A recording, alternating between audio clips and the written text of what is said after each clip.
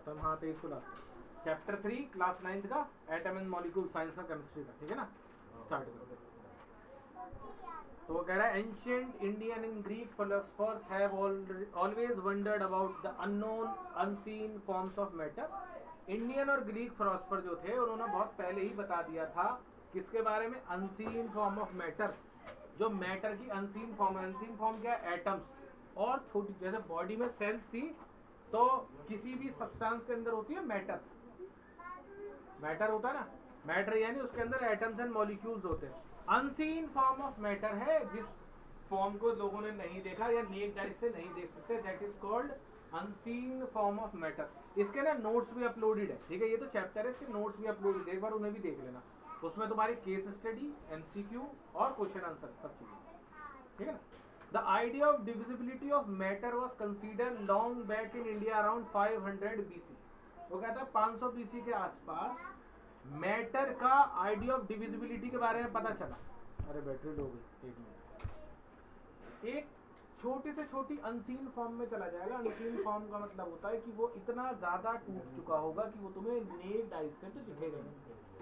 आपने क्या करा, एक बड़ा सा पहले लकड़ी का पीस ले लेते हैं, वो अपने आप को चूरा करते गए करते गए करते गए करते गए, कि किसी भी एटम को क्या बोलते हैं, छोटे से छोटे टुकड़ों में बांट सकते हैं, इतना लास्ट टुकड़े में बांट सकते हैं कि उसके बाद वो डिवाइड नहीं होगा। हो सकता होगा लेकिन अभी ह्यूमन फॉर्म इतनी ज्यादा इतनी एडवांस नहीं है कि उसे उससे ज्यादा छोटे टुकड़े से तोड़े। लास्ट टुकड़ा जो अपने पास है दैट इज अल्फा पार्टिकल, ठीक है ना, वो अभी ढूंढा गया कुछ साल पहले, ठीक है। एन इंडियन फिलोसफर महर्षि कन्नड़, एक इंडियन फिलोसफर थे महर्षि Kannada, postulated that if we go on dividing the matter, अगर हम मैटर को यानी पदार्थ को लगातार डिवाइड करते जाएं, तोड़ते चले जाएं, we shall get a smaller and smaller particles, हमें उसके छोटे से छोटे कण मिलने शुरू हो जाएंगे। Ultimately a stage will come when we shall come across the smallest particle beyond further which division is not possible। हमें ऐसा लगता है कि एक स्टेज ऐसी आएगी कि उसके बाद उसका डिवीजन होना पॉसिबल नहीं होगा। एक स्टेज एक ऐसी आ जाएगी जिसके बाद हम उसको फर्दरली डिवाइड नहीं कर सकते, उसको लास्ट टू लास्ट डिवाइड हम इसी पे करेंगे, ठीक है ना। ही नेम दिस पार्टिकल परमाणु, उन्होंने उसका नाम परमाणु रखा है, ठीक है ना, जैसे तुम्हारे चैप्टर का नाम है ना। Another Indian philosopher Pakudha Kaccayana elaborated this doctrine and said that these particles normally exist in a combined form which gives us various form of matter। दूसरे जो फिलोसफर थे उन्होंने बोला कि ये पार्टिकल्स कैसे कंबाइंड फॉर्म में होते हैं और ये अलग अलग फॉर्म को, मैटर के अलग अलग फॉर्म को प्रेजेंट करते हैं। भाई टेबल्स हैं अलग अलग फॉर्म की हैं, फोन है, लैपटॉप्स हैं, अलग अलग चीजें अलग अलग तरीके से फॉर्म आउट होती हैं, ठीक है ना। लेकिन सबके अंदर पार्टिकल्स कौन से होंगे, यही वाले पार्टिकल्स होंगे जो इस अर्थ पर प्रेजेंट है, ठीक है। Around the same era ancient Greek philosopher Democritus and lupus suggests that if we go on dividing the matter, stage will come when particle obtained cannot be divided further। इन्होंने भी यही बात बोली जो महर्षि कन्नड़ जी ने बोली थी कि एक टाइम बाद आप मैटर के डिवीजन को नहीं कर सकते, एक लिमिट तक जाके आप डिवीजन कर सकते हो, उसके बाद नहीं कर सकते। Democritus call these indivisible particles atoms, meaning indivisible. अब एटम्स का मतलब ही क्या बताया उन्होंने, इनडिविजिबल। क्या मतलब होता है, इनडिविजिबल, यानी जिसको हम अब आगे डिवाइड नहीं कर सकते, नहीं तोड़ सकते, इसलिए हमने इसका नाम क्या रखा, एटम्स। तो अगर तुम्हारे पास कोई ऐसी चीज है जिसको तुम आगे नहीं तोड़ सकते तो आप उसका नाम दे सकते हो एटम्स, ठीक है ना। आगे चले। All this was based on the philosophical consideration and not much experimental work to validate these ideas could be done till the 18th century. 18वीं शताब्दी तक ये आइडियाज कैसे थे, इसी तरीके से काम करते थे। फिर और नए नए एक्सपेरिमेंट हुए। By the end of 18th century, scientists recognized the difference between the elements and compound and naturally became interested in finding out why and how elements combine and what happens when they combine। अब उन्हें पता चला कि element किसे कहते हैं, compound किसे कहते हैं, इन दोनों के अंदर डिफरेंस आया। पढ़ा है ना हमने, कंपाउंड, मिक्सचर ऑफ, ये सब चीजें पढ़ी ना लास्ट चैप्टर में। एलिमेंट्स किसे कहते हैं, फिर उन्होंने कहा ये पता चला कि कैसे और क्यों ये एलिमेंट जो है कंपाउंड बनते हैं, ठीक है ना। Anthony L. Levester laid the foundation of a chemical science by establishing two important laws of chemical combination। और जो ये थे जिनका नाम है एंटोनी एल लेविस्टर, इन्होंने फाउंडेशन रखी किसकी, केमिकल साइंस की। उन्होंने दो नए लॉज बताए हमें क्या पहले लॉ का नाम है law of chemical combination, law of chemical combination. तो ज्यादातर चीजें इसके ऊपर से आएंगी और ये 11th में भी तुम्हारे बहुत काम आएगा। ये चैप्टर ही 11th में पूरा पूरा ऐसा ही है, ठीक है ना।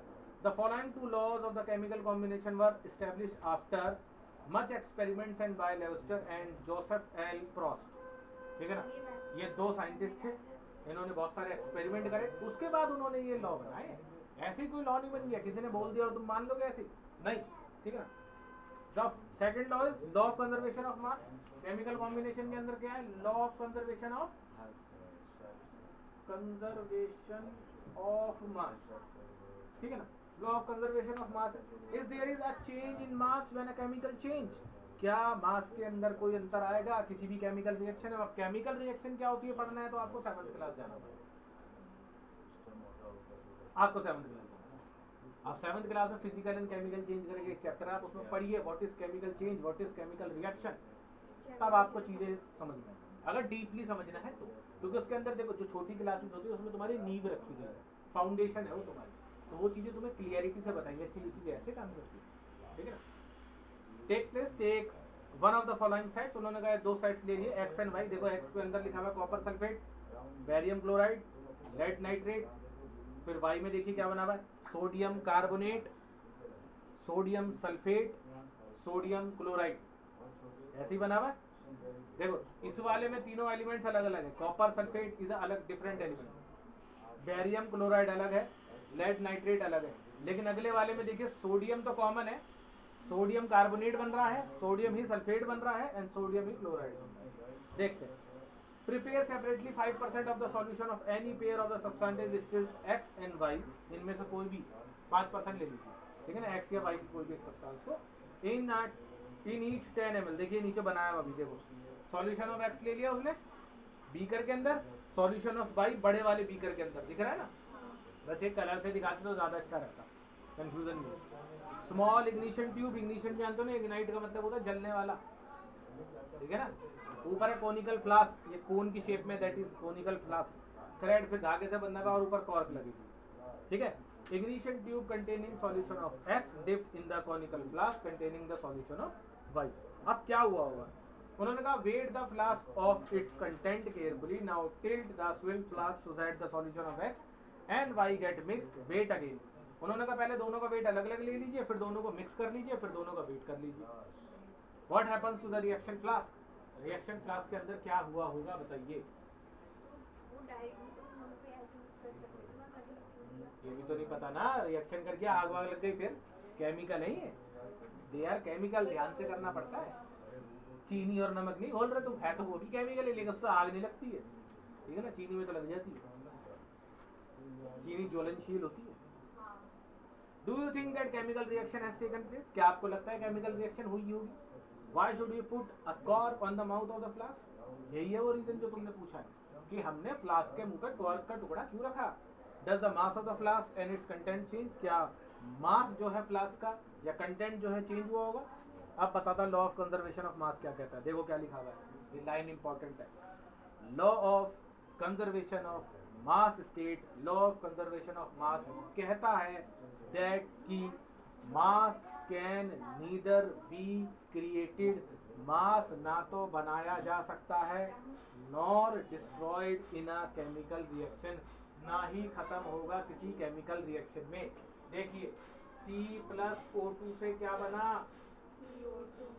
यहाँ पर C के एलिमेंट एक, O के दो, यहाँ पर एक, O के दो, तो दोनों बराबर है कि नहीं है। इसे ही कहते हैं balancing of chemical equation, 10th class में पढ़ेंगे, शायद हो सकता है 9th में भी, ठीक है, बट 10th में तो ये। लॉ ऑफ कांस्टेंट प्रोपोर्शन, अब कांस्टेंट मतलब क्या होता है, बराबर या फिक्स्ड, ठीक है ना। प्रोपोर्शन मतलब जितना इधर है उतना इधर होगा, यही बात लिखी हुई है मैंने इस छोटी सी इक्वेशन के अंदर। ये मैंने कुछ छोड़ तो नहीं दिया बराबर वाला, नहीं, ठीक है। Lester along with the other scientists noted that many compounds were composed of 2 or more elements.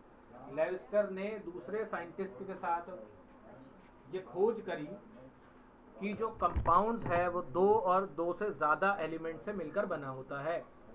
and each such compound had the same element in the same proportion, और कंपाउंड के अंदर भी उसी एलिमेंट का उतना ही प्रोपोर्शन होता है जितना वो एलिमेंट कंपाउंड बनने से पहले था। यानी कार्बन प्लस ऑक्सीजन, तो कार्बन का एक एटम और ऑक्सीजन के दो एटम, अभी एलिमेंट है दोनों ही, अब दोनों टुगेदर फॉर्म अ कंपाउंड। इन्होंने क्या बनाया, कंपाउंड बना लिया। जब कंपाउंड बना लिया तो ये बन गया CO2। जब इन्होंने CO2 बनाया तो भी उसके अंदर रेशो वही रहा होगा जो पहले था। अभी H2O के अंदर आता है, और 11th क्लास में H2O को डायरेक्ट एग्जांपल FeO23, इन सबके एग्जांपल 11th क्लास में ज्यादातर एग्जांपल्स मिलेंगे, क्योंकि 11th की जो केमिस्ट्री है थोड़ी हार्ड है, 9th के मुकाबले तो बहुत ज्यादा ही। हाँ, वो कहता है each such compound had the same element in the same proportion, same proportion रहेगा, irrespective of where the compound came from, who prepared it। कोई फर्क नहीं पड़ता ये कंपाउंड कहां से ऐड हुआ है और किसने ऐड किया है, सेम रहेगा। तुम C प्लस O2 जोड़ लो या O2 प्लस C जोड़ लो, that is your answer is carbon dioxide. H plus O2 बोल दो, O2 प्लस H बोल दो, that is your water, hydrogen plus oxygen. तो हाइड्रोजन के दो है तो डाई हाइड्रोजन बोल दें। अरे हाइड्रोजन के दो होते हैं ना, तो डाई हाइड्रोजन बोल दें। डाई मतलब दो होता है, पता है नहीं बात। In a compound such as water the ratio of the mass of hydrogen to the mass of oxygen is always 1:8। वो कहता है जी मास ऑफ हाइड्रोजन और मास ऑफ ऑक्सीजन का रेशियो जो होता है 1:8 होता है। देखो हाइड्रोजन का एटॉमिक नंबर 1, ऑक्सीजन का 8, काउंट कर लो, hydrogen, helium, lithium, beryllium, boron, carbon, फिर ऑक्सीजन, 7 दूरी है, नाइट्रोजन, फिर 7 दूरी है, तो 1:8 है। कि यानी जितने भी हाइड्रोजन के एलिमेंट बढ़ेंगे, अगर ये 5 बढ़ जाएंगे तो ये भी कितने इसी रेशियो में बढ़ रहा होगा। 8 का 5 टाइम्स करो 40, इस तरीके से काम है। समझ में आ गई। पूरे समुद्र में कितने हाइड्रोजन के आइटम होंगे कैलकुलेट कर लो रेशियो से, समुद्र का एरिया निकाल लो, वॉल्यूम निकाल लो, डिवाइड कर लो, ठीक है ना। Thus 9 gram of water is decomposed, 1 gram of hydrogen and 8 gram of oxygen are always obtained. अगर आपके पास 9 ग्राम ऑफ वाटर है तो उसमें 1 ग्राम क्या होगा, हाइड्रोजन, और 8 ग्राम क्या होगा, ऑक्सीजन। अब तुम 1 ग्राम पानी लेकर आना, कहना 1 ग्राम पानी की कीमत, दैट इज द कीमत भैया 1 ग्राम हाइड्रोजन, हाँ 9 ग्राम लेना, तो बता देना 1 ग्राम तो हाइड्रोजन हो गया और 8 ग्राम हो गया हमारा ऑक्सीजन। कहाँ पढ़ा, 9th क्लास की बुक में। 8 gram of oxygen are always obtain. Similarly ammonia, nitrogen, hydrogen are always present in the ratio 14:3 by mass, ठीक है ना। तो ये मास के अंदर है। Whatever the method of the source from which it is obtain. अच्छा, एक मास से रिलेटेड ना प्यारी सी खूबसूरत सी एक वो बता, mass, law of conservation of mass का मतलब ये कि मास ना तो बन सकता है ना घट सकता है। अभी तुम्हें मैंने एक क्वेश्चन दिया था कि एक बच्चा है x जिसका वजन जो मास है वो अर्थ के ऊपर 60 kg है, और जुपिटर पर जाकर उसका वजन क्या होगा, जबकि जुपिटर की जो ग्रेविटेशनल फोर्स है 50 गुना है। तो तुम जब इसका आंसर निकालोगे तो तुम आंसर निकाल के मुझे दोगे 3000। That is wrong. मैंने कहा एक बंदा है जिसका मास 60 kg है, मास चेंज ही नहीं होता। तुम ही तो बोल रहे हो, ग्रेविटेशन वाले चैप्टर में पढ़ा है ना, और यहाँ भी पढ़ लिया तुमने law of conservation of mass. Mass Jupiter पे भी 60 ही रहेगा, वेट चेंज हो जाएगा, मास चेंज नहीं होगा।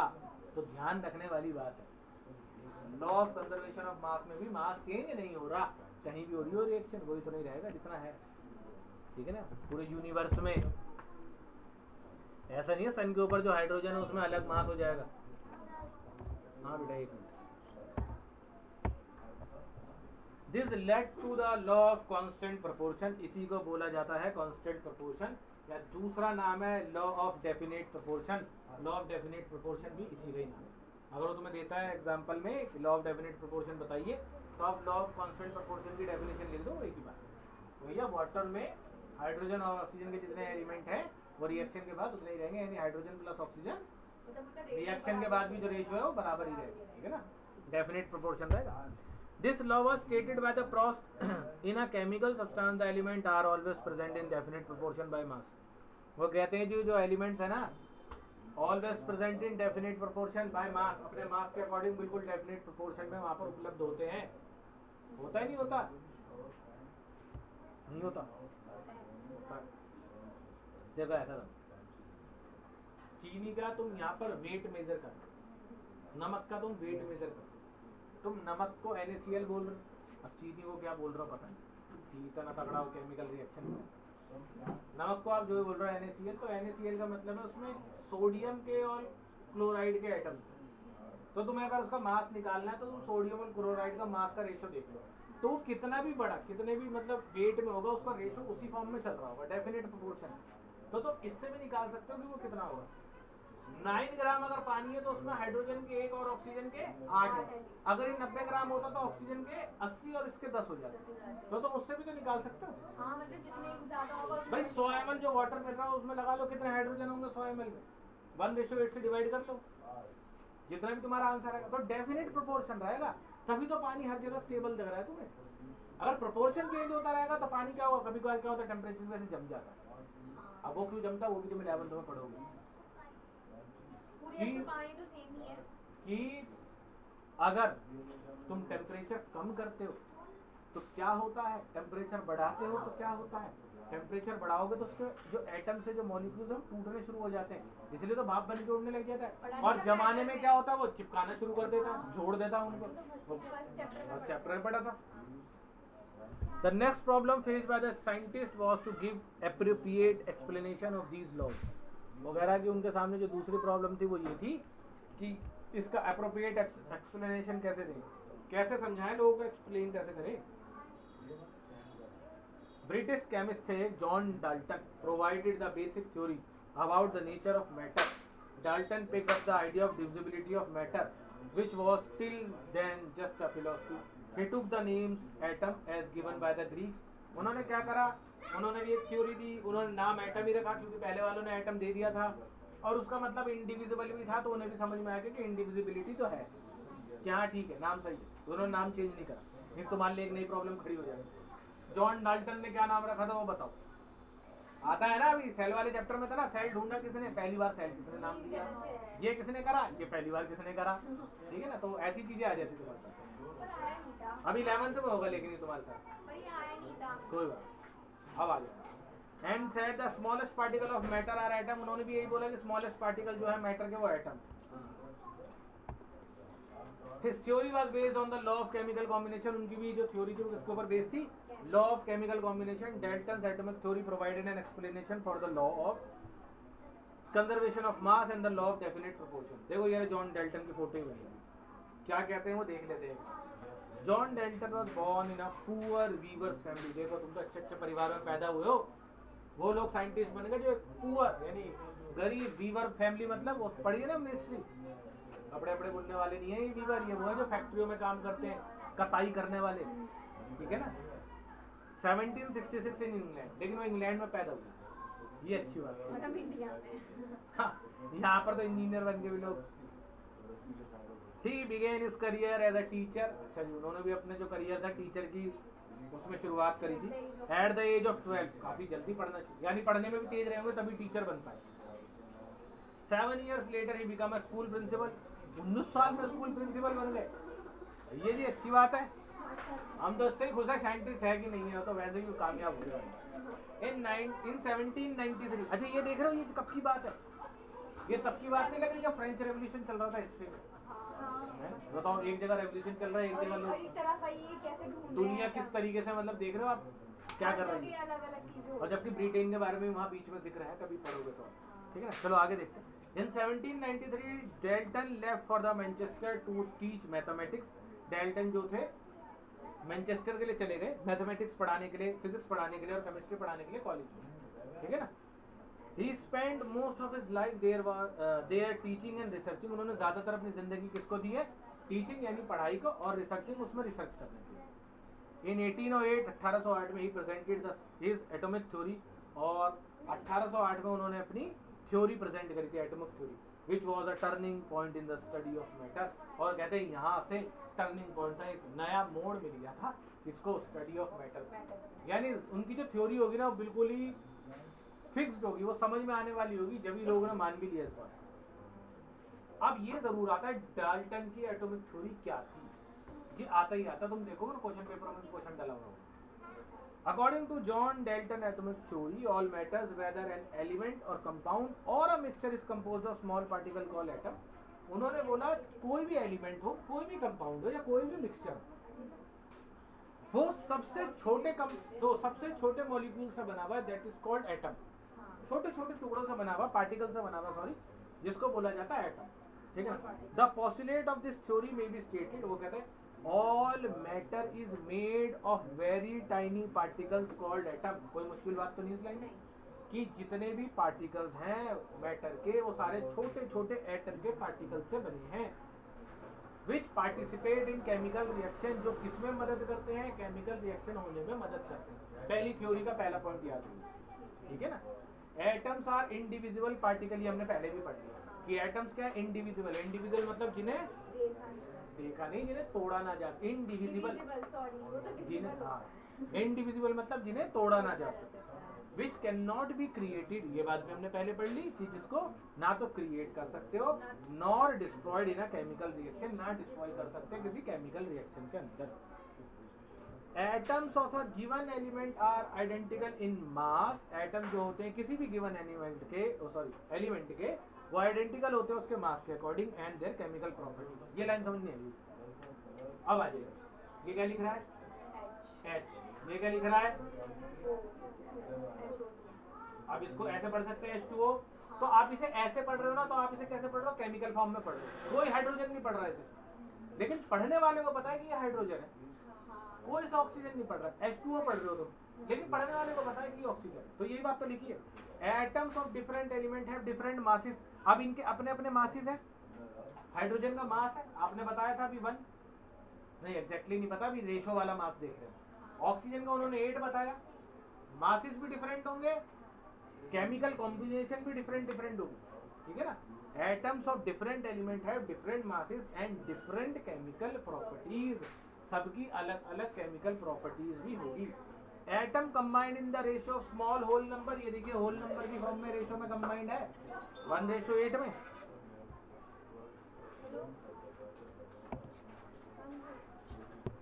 Atoms combine in the ratio of small whole number to form compound, small whole numbers की फॉर्म में होते हैं, कंपाउंड बनाते हैं। H2O ने जुड़कर क्या बना दिया, सॉरी H और O2 ने जुड़कर क्या बना दिया, H2O बना दिया, ठीक है ना। The relative number and kinds of atoms are constant in a given compound, ठीक है। रिलेटिव नंबर और काइंड ऑफ एटम्स क्या होते हैं, कांस्टेंट होते हैं किसी भी कंपाउंड के अंदर। ये यहाँ पर भी इतने ही रहेंगे, तभी आप बैलेंस कर सकते हो आप उन्हें, जब बैलेंसिंग ऑफ केमिकल इक्वेशन पढ़ोगे तब समझ में आएगा, ठीक है ना। ये क्वेश्चन आंसर्स वगैरह तो बाद में देखेंगे आराम से। व्हाट इज एन एटम, अब एटम के बारे में पूरी तरीके से देख लिया, कभी आ भी जाता। Have you ever observed a mason building a walls, क्या तुमने देखा है कभी कोई एक मेसन, जो मिस्त्री होते हैं वो क्या करते हैं, दीवार को बना रहे हैं। These walls a room and then collection of a room to form a building, वो क्या करते हैं, बहुत सारी दीवारों को जोड़कर एक रूम बनाते हैं, और अगर उससे भी छोटी फॉर्म में देखा जाए तो बहुत सारी ईंटों को जोड़कर एक दीवार बनाते हैं, और दीवारों के बाद फिर वो रूम बना रहे हैं, ठीक है ना। What is the building block of huge building, उसके लिए बिल्डिंग ब्लॉक क्या है, ईंट, और वो ईंट भी कितने एटम से मिलकर बनी होगी, वो तो सेल मान सकते हैं, सेल की तरह मान लेते हैं ना। जैसे बॉडी की बात हो रही है अगर बायोलॉजी में तो सेल मान रहे हैं, लेकिन केमिस्ट्री की बात हो रही है तो एटम मान रहे हैं। ये हुई भी नहीं ये चीज थोड़ी, हाँ बताया गया ना ये तो उसके बारे में। सेल है वो chemistry. What about the building block of an ant hill, वो कहता है बिल्डिंग ब्लॉक क्या है एक एंट हिल का। एंट हिल मतलब एक जो चींटी होती है ना, वो अपना वो रेत का सा नहीं बना लेती मकान, इस तरीके का। It's a small grain of sand, वो छोटे छोटे दानों को जमा करते करते, जैसे चिड़िया होती है छोटे छोटे तिनके को जमा करके घोंसला बनाती है, और वो घोंसला इतना स्टेबल रहता है कि उसके ऊपर उसके अंडे टिके रहते हैं, आप नहीं बना सकते उतना काबिल घोंसला, ठीक है ना। Similarly the building blocks of all matters are atom, तो उसने यही बोल दिया कि दुनिया में जितने भी बिल्डिंग ब्लॉक्स है पूरी दुनिया के, तो सारे एटम से बने हैं। बने कि नहीं बने, हाँ सबके डिफरेंट प्रॉपर्टीज हो सकती है, डिफरेंट एटॉमिक नंबर है एटम, ठीक है ना। हाउ बिग आर एटम, वो कह रहे एटम कितने बड़े होते हैं। एटम्स आर वेरी स्मॉल, उन्होंने कहा बहुत ज्यादा छोटे होते हैं। They are smaller than anything that we can imagine और कंपेयर विद, वो कह रहे इतने छोटे होते हैं कि जिसको हम इमेजिन भी करें या किसी के साथ कंपेयर भी करें, इतना ज्यादा छोटा है। More than a millions of atom when we stacked with make a layer barely as thick as sheet of paper. वो कह रहा है इतना पतला हो सकता है कि एक थिक शीट ऑफ पेपर को तुम काटते चले जाओ, काटते चले जाओ, काटते चले जाओ, काटते चले जाओ, इतना पतला कर दो, इतना पतला कर दो कि वो इंडिविजुअल फॉर्म में आ जाए। इसके बाद नहीं कट सकता। एक मोटा सा पेपर जो इतने मोटी, अभी तो तुम्हें दिख रही है, काटा काटा काटा काटा काटा काटा काटा, इतना बारीक कर दिया कि बस अब इसके बाद दिख ही नहीं रहा है। वो इतना बारीक कर दिया कि अब दिख ही नहीं रहा, खत्म हो गया। ठीक है ना। एटॉमिक रेडियस लिखी हुई है 1/10⁹ मीटर। अब इसको ऐसे लिखना थोड़ा अजीब लगता है, 1/10⁹ मीटर। तो उसको हम लिखते हैं 1 नैनोमीटर। लिखा है ना 1 मीटर में कितने होते हैं 10⁹ नैनोमीटर। ये लिखा हुआ है ना 10⁹ नैनोमीटर।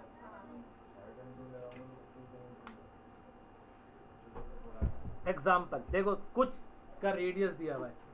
एटम ऑफ हाइड्रोजन देखो कितना पतला होता है एटम ऑफ हाइड्रोजन, 10⁻⁻10। फिर मॉलिक्यूल ऑफ वाटर 10⁻⁻9। फिर मॉलिक्यूल ऑफ हेमोग्लोबिन खून तुम्हारा 10⁻⁻8। Grain of sand 10⁻⁻4। Ant 10⁻⁻3। Apple का थोड़ा बड़ा होता तो 10⁻⁻, थोड़ा सा बड़ा है तो तुम्हें शायद दिख जाए। यानी तुम एप्पल का इतना छोटे छोटे छोटे छोटे टुकड़ा करोगे तो नन्हा सा इतना सा टुकड़ा भी दिख जाए। What are the modern day symbols of an atom of different elements? क्या रह गया तो? अच्छा sorry. We might think that if atoms are so insignificant in size, why should we care about them? वो कह रहा है अगर ये सब अलग अलग साइज के हैं, शेप के हैं, तो हमें इनकी जरूरत क्या है, हम क्यों उनके बारे में पढ़ रहे हैं? ठीक है ना, why should we care about them?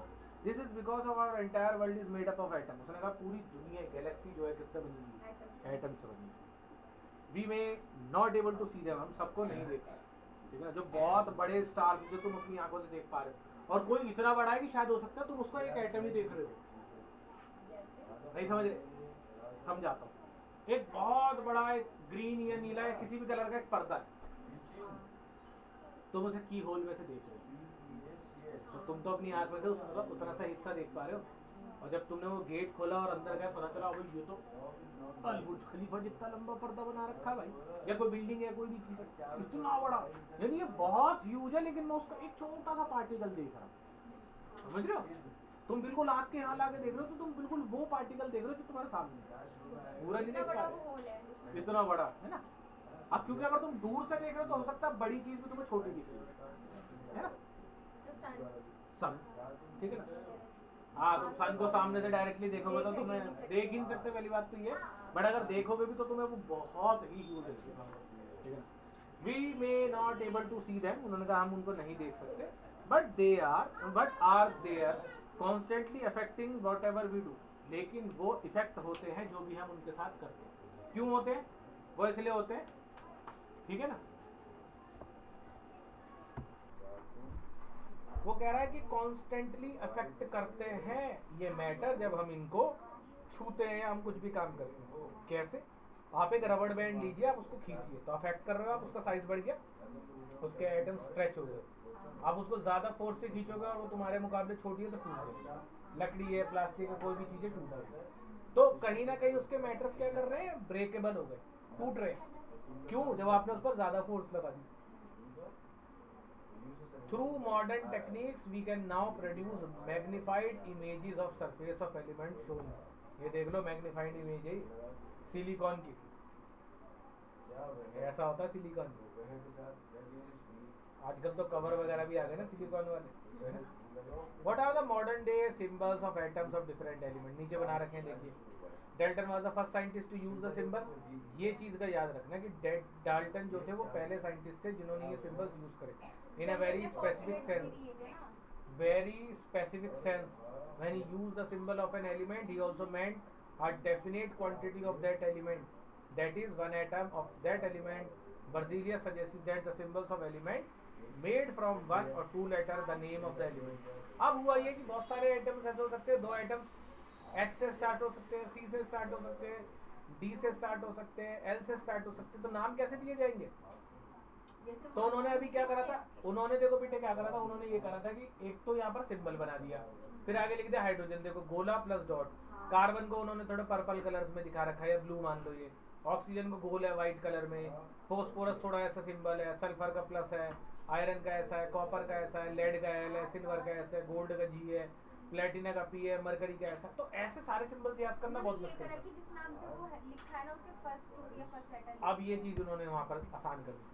In the beginning, the names of the elements were derived in the name of the place where they exist found for the first time. पहले हमने जब रखा इस हिसाब से रखा क्या कि जो नेम है were derived from the name of the place where they found, कि जहां पर वो ढूंढे गए। जैसे अमेरिका में ढूंढा गया तो हाइड्रोजन नहीं नाम रख रहे उसका नाम रख रहे अमेरिकेनियम रख दो। इंडिया में ढूंढा गया तो इंडियनियम याद बतौर की यहाँ पर ढूंढा जाता है, ठीक है ना। Example the name of the copper taken from the Cyrus, copper का नाम किस पे रखा गया, साइरस के ऊपर रखा गया। Some names were taken from the specific colour, कुछ का कलर के अकॉर्डिंग रखा गया। For example gold was taken from the English word meaning yellow, gold किस कलर का होता है, येलो, गोल्ड का मतलब येलो होता है, इसलिए गोल्ड का मतलब येलो होता है। अरे येलो कलर ही तो होता है। हाँ। Nowadays IUPAC कई बार इसकी फुल फॉर्म आ जाती है, International Union of Pure and Applied Chemistry is an international scientific organisation which approves the name of the element. फिर उन्होंने क्या किया, जो ऑर्गेनाइजेशन बनी हुई थी ना, उन्होंने एक काम करा, सबकी मुश्किल आसान करने के लिए उन्होंने कहा कि हम जो है ना नाम एलिमेंट के कैसे अप्रूव करेंगे, सिंबल्स एंड यूनिट्स कैसे अप्रूव करेंगे। Many of the symbols are for the first two letter of the element name in the English. The first letter of a symbol is always written in the capital uppercase and the second letter is lower case। अब देखो उन्होंने ये सबके लिए मुसीबत आसान कर दी। जैसे मान लेते क्लास है उसके अंदर कुछ बच्चे, उनके सबके नाम सिंबल्स के अकॉर्डिंग रखने हैं। पहला नाम ले लेते हैं आशीष, तो हमने लिख दिया ए, ठीक है। दूसरा बच्चा भी आशीष है तो हमने लिख दिया AS, ठीक है। या दूसरे का नाम रख लेते अश्नीर, तो AS, क्योंकि A और S तो दोनों में कॉमन आ रहा है। अब दोनों में A लिख देते तो परेशानी पड़ती। तो उन्होंने क्या करा, फर्स्ट टू लेटर ले लिए, जिसमें नहीं हो उसमें 3 लेटर ले लिए, जिसमें नहीं हो उसमें पहले 2 लेटर और लास्ट का लेटर भी डाल दिया। ऐसे भी करा है कई बार, देखो देख नीचे दिया हुआ हाइड्रोजन H, क्योंकि पहला एलिमेंट है स्टार्टिंग हाइड्रोजन से तो H है। फिर लोगों को आदत हो गई बाद में धीरे धीरे। देखो एल्युमिनियम को AL दिया है, कैपिटल L नहीं, पहला लेटर कैपिटल, दूसरा लेटर स्मॉल हो गया। कोबाल्ट को CO ना कि कैपिटल C और O, कैपिटल C और O क्या बनेगा, ये तुम्हारे लिए क्वेश्चन है, बताओ क्या बनेगा। C से बनेगा carbon and O for oxygen, तो ये कोबाल्ट में पढ़ के कार्बन और ऑक्सीजन पढ़ा जाएगा, ठीक है। तो symbol of the elements are form from the first letter of the name and the letter appearing letter in the name. पहला लेटर कैपिटल और जो दूसरा लेटर होगा that is small, upper case और लोअर केस भी बोलते हैं, ठीक है ना। Appearing letter in the name, example chlorine, chlorine के लिए C इज बड़ा। अब देखो CH क्यों नहीं लिया, L क्यों लिया उन्होंने, देखो क्लोरीन बोलने में ना का और ला लग रहा है, क्लोरीन क्लोरीन, तो उन्होंने C और L ले, H साइलेंट है तो इसलिए उन्होंने H लिया है। लेने को ले सकते थे, कोई मना नहीं।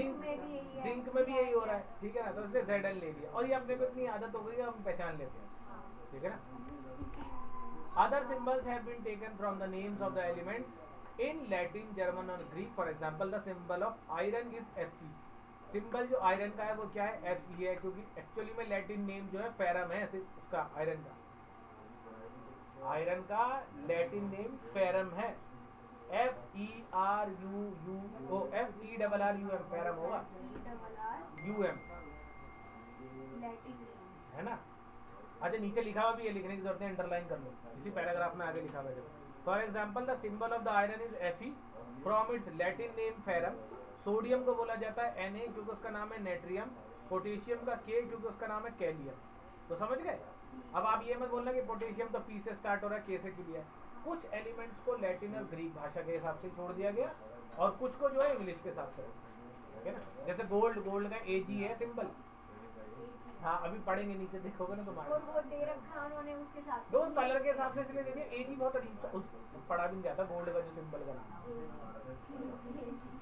Therefore each element has a name and unique chemical symbol। अब देखो उन्होंने नीचे लिखे थे, एक बार देख लेते हैं, बस ये टेबल लास्ट है, इसके बाद आधा चैप्टर पे चलते हैं।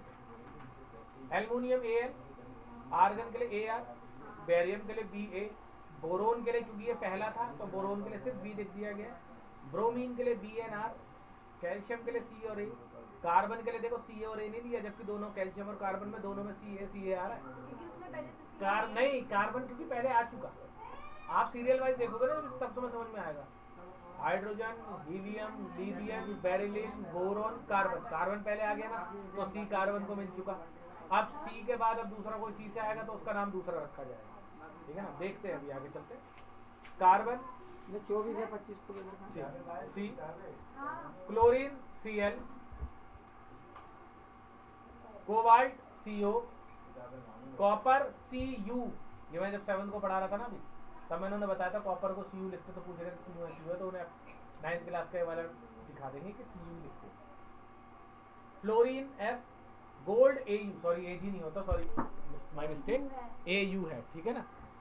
Hydrogen is H, iodine is I, iron is Fe। अब पता चल गया ना आयरन को Fe क्यों बोलते हैं, वो भी आता है लगाने के लिए ना। पिंचर होता नहीं, कई बार टेस्ट वगैरह करता है आयोडीन का। लेड का Pb है, पता है ना लेड का Pb क्यों है, लेड का Pb इसलिए है क्योंकि इसका ग्रीक या लैटिन नेम P और B से स्टार्ट होता होगा।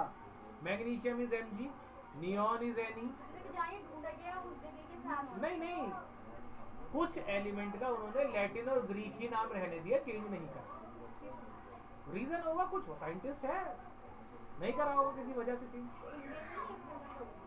होगा।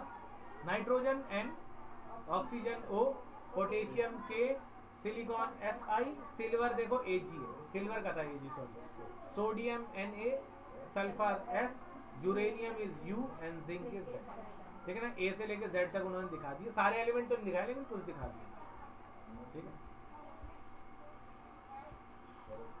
The above table is given for you to refer whenever you study about the elements. Do not bother to memorize all in one go. वो कहता है कि आप इन्हें एक बारी में याद कर लीजिए, मतलब एटलीस्ट तो याद कर ही लीजिए। अभी याद नहीं करोगे 11th में साइंस लो केमिस्ट्री होगी उसमें तो याद करना ही पड़ेगा, तो अभी ही बनाना सीख लो चीजें थोड़ी थोड़ी, ठीक है ना। With the passage of time, समय के साथ साथ and repeated usage you will automatically be able to reproduce the symbol। वो कह रहा है समय के साथ साथ आप सीख जाओगे कि इन सिंबल्स को कैसे लिखा जाता है, इन सिंबल्स को कैसे पढ़ा जाता है, ठीक है ना। समय के साथ साथ आप ये चीजें सीखोगे, है ना। कहानी समय का पहिया चलता है, दिन ढलता है, रात आती है, तो आप धीरे धीरे चीजें सीखोगे। यानी इट मीन्स कि एक टाइम रात होगी, फिर सुबह, फिर रात, फिर सुबह, तो सेम चीज आप डेली यूज करते रहोगे तो आप सीखते हो। एटॉमिक मास क्या होता है? The most remarkable concept of Dalton atomic theory proposed that was that atomic mass किसे कहते हैं? अकॉर्डिंग टू हिम, उनके अनुसार, each element has a characteristic atomic mass. हर एलिमेंट का अपना मास होता है, सेम भी हो सकता है, ऐसा नहीं अलग होगा, सेम भी तो हो सकता है, दो बच्चों का सेम वजन हो सकता है, नहीं हो सकता, फिर मास भी सेम हो सकता है। वो तो नॉर्मल है। The theory could explain the law of constant proportion so well that scientists were prompt to measure the atomic mass of an atom। फिर उन्होंने एटॉमिक मास नापना शुरू कर दिया, किसकी मदद से? लॉ ऑफ कांस्टेंट प्रोपोर्शन होता ना 1:8 वाला, that is your law of constant proportion। So well the scientists were promoted to measure the atomic mass of an atom since the determining mass of an individual atom was relatively difficult task। एक का तो नापना बहुत मुश्किल होता है, तो उन्होंने रेशियो चेक करा, एटॉमिक नंबर चेक करा, कर दिया डिफाइन, ठीक है ना। Relative mass were determine using the law of chemical combination. ये किसकी मदद से मिली है? लॉ ऑफ केमिकल कॉम्बिनेशन, ऊपर है ना वो लिखा हुआ। एंड द कंपाउंड फॉर्म, और जो उससे कंपाउंड बन रहा है, केमिकल कॉम्पोजिशन, पता है ना कौन कौन से केमिकल से क्या क्या चीजें बन रही हैं? अरे लाइम वाटर बनाते हो, नींबू पानी लिया H2O, फिर नमक डाला NaCl, देखो रिएक्शन, फिर शुगर डाली, अब शुगर का फॉर्मूला नहीं पता, बड़ा है छोटा है? तुम पढ़ा ही होगा मेरे ख्याल से। ग्लूकोज का तो पता है, बस C6H12O6, ये तो ग्लूकोज होगा, फोटोसिंथेसिस में नहीं पढ़ा, लेकिन शुगर का क्या आप एक बार देख लेना गूगल पर, फिर वो मैच करके देख लेना क्या बनता है। Let us take the example of a compound carbon monoxide. अब देखो मोनोऑक्साइड डाइऑक्साइड में तुम्हें पहले ही बताया कैसे काम करता है। एक सिंगल एलिमेंट था, सिंगल को मोनो बोलते हैं, तो कार्बन का एक एलिमेंट, ऑक्सीजन का एक एलिमेंट, तो उन्होंने इसका नाम दे दिया कार्बन मोनोऑक्साइड। क्या नाम दे दिया बच्चे? ठीक है ना। Formed by the carbon and oxygen, लिखा हुआ भी है किससे फॉर्म होता है? कार्बन और ऑक्सीजन से। It was observed experimentally that 3 gram of carbon combined with 4 gram of oxygen to form carbon monoxide. 3 gram कितना है जी? कार्बन। 4 ग्राम कितना है जी? ऑक्सीजन। ठीक है ना, पढ़ा है ना? 4/3 या 4:3 बोल सकते हो, एक ही बात। With the 4:3 times of mass of oxygen, suppose we define the atomic mass of unit earlier, abbreviate that is AMU, atomic mass unit। ऊपर लिखा हुआ है ना AMU, इससे AMU के ऊपर ही लिखी हुई है इसकी full form, atomic mass unit. ये कई बार लिखा हुआ होता है, ये आएगा तुम्हारे में प्लस करने के लिए, अभी एक्सरसाइज में भी होगा, 11th में भी आता है प्लस करने के लिए। हाइड्रोजन का ये है, ऑक्सीजन का ये है, ठीक है जी, प्लस करके बताओ कितना आया सर? इतना आ गया। मतलब बहुत छोटी छोटी चीजें होती है chemistry. Latest IUPAC recommendation, it is now written as u. अब इसको यू में ही लिख देते हैं। अभी तुम्हारे जो लेटेस्ट जो रिकमेंडेशन है उसके अकॉर्डिंग ये है कि आप AMU ना लिखकर इसे यू ही लिख सकते हो। यू मतलब यूनिफाइड मास। यू मतलब क्या होगा? Unified mass. As equal to the mass of 1 carbon of atom that we would assign carbon of an atomic mass of 1 unit and oxygen atomic mass of 1.33 unit. However, it is more convenient to have these numbers whole number as to near the whole number as possible. और ये easy भी हो जाता है ना पढ़ना। चलो इस वीडियो में इतना ही पढ़ते हैं, फिर नेक्स्ट में पढ़ेंगे। ठीक है, इस वाले पैराग्राफ से पढ़ेंगे होल नंबर से। Thank you.